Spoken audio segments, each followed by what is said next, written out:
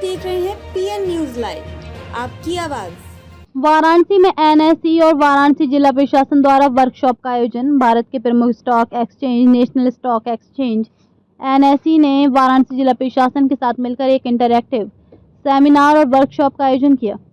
इस सेमिनार का उद्देश्य लोगों को पूंजी बाजार की बुनियादी जानकारी देना रहा ताकि वे शेयर मार्केट और निवेश की दुनिया को अच्छे से समझ सकें। इसके साथ ही एसएमई आईपीओ फंड जुटाने का एक उभरता विकल्प विषय पर वर्कशॉप भी रखी गई, जिसमें खास तौर से छोटे कारोबारियों और उद्यमियों को बताया गया कि वे कैसे शेयर बाजार के जरिए पूंजी जुटा सकते हैं।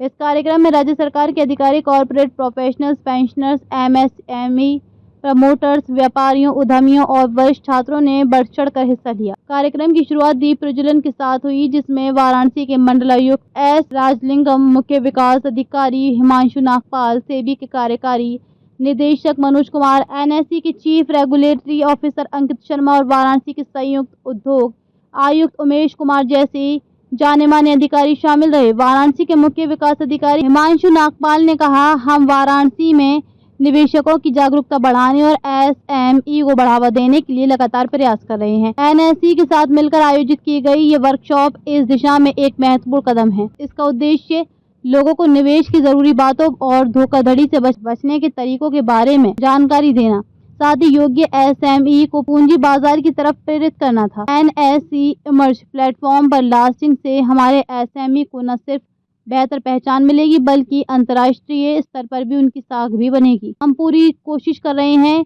कि उन्हें फंड जुटाने में मदद करें और ये समझाएं कि शेयर मार्केट में लिस्टिंग से उन्हें आगे चलकर कितना फायदा हो सकता है। सेबी के कार्यकारी निदेशक मनोज कुमार ने कहा कि निवेशकों के हितों की रक्षा करना और उन्हें जागरूक बनाने हेतु निरंतर रूप से कार्य कर रहे हैं। ऐसे कार्यक्रम हमारे उस प्रयास का हिस्सा है जिसमें हम लोगों को निवेश के बारे में बेहतर जानकारी देकर भरोसे का माहौल बना सका। एक्सचेंजेस के साथ मिलकर वित्तीय शिक्षा को जमीनी स्तर तक पहुंचा रहे हैं। इससे लोगों को जानकारी तो मिल ही रही है, साथ ही वे वित्तीय व्यवस्था में सक्रिय भागीदारी भी करने लगे हैं।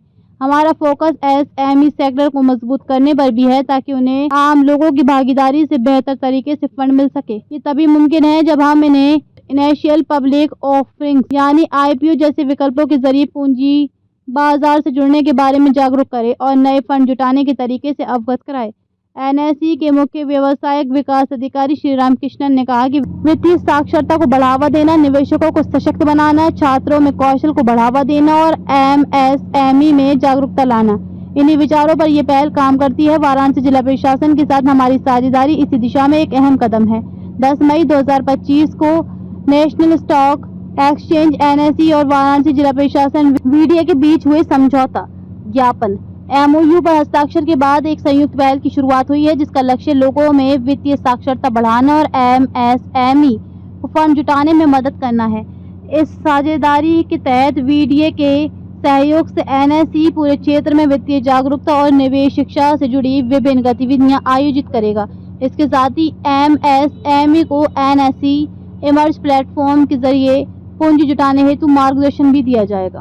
बच्चों को उसी एज से ही सिखाना चाहिए कि आपको कैसे कैसे अपना वेल्थ आप बना सकते हैं, आप कैसे इन्वेस्ट कर सकते हैं, कैसे अपने जो तमाम जो ऑप्शन है उसमें कौन सा ऑप्शन आपको चूज करना है। इसलिए बेसिक अवेयरनेस हमारे जो एजुकेशन मॉड्यूल का ही पार्ट होनी चाहिए। इन्वेस्टिंग जब भी स्टॉक एक्सचेंज की बात करते हैं, ये जरूरी नहीं कि हर चीज़ हमारे सीधे वहाँ अगर हम निवेश करेंगे तो लखपति बन जाएंगे या लाखों पे तो आ जाएगा।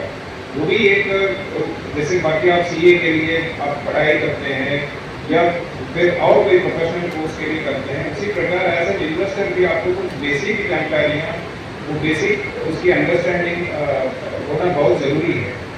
तो कैसे स्टॉक मार्केट कैसे ऑपरेट करता है, कैसे हम लोग उसका लाभ ले सकते हैं, ये जानकारी हर व्यक्ति को होनी चाहिए।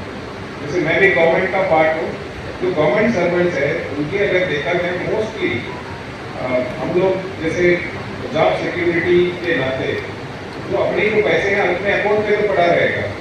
अब भले ही जो भी अमाउंट डजंट मैटर, वो 10,000 भी हो सकता है या 50,000 हो सकता है, वो पड़ा रहेगा। बट हम कभी ये कैलकुलेट नहीं करते हैं ये पैसा जो पड़ा हुआ है ये क्या अभी जो मुझे जो इंटरेस्ट इससे मिलता है इसको मैं और बेहतर इन्वेस्ट मैं इसको कर सकता हूँ। ये जो मुझे अभी बैंक से आपको 3% या 4% एक एनुअल रिटर्न जो मिलती है, क्या इसकी परसेंट आपकी मनी मल्टीप्लाई होगी?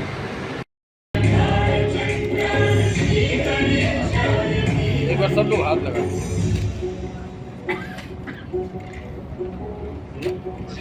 सर।